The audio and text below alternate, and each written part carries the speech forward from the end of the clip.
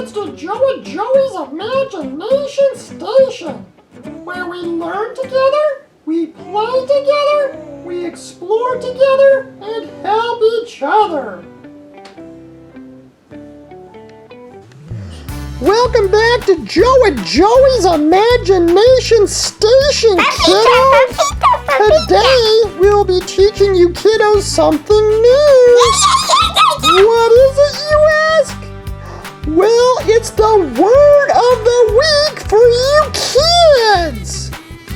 What's your word of the week? I like words! The word of the week is Tyrannosaurus REX!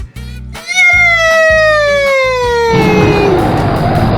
Tyrannosaurus REX is a large dinosaur with a massive head, sharp teeth, tiny arms, a long heavy tail, and eats meat.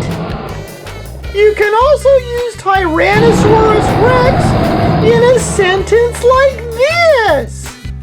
Tyrannosaurus REX is hungry, hunting for food in the forest.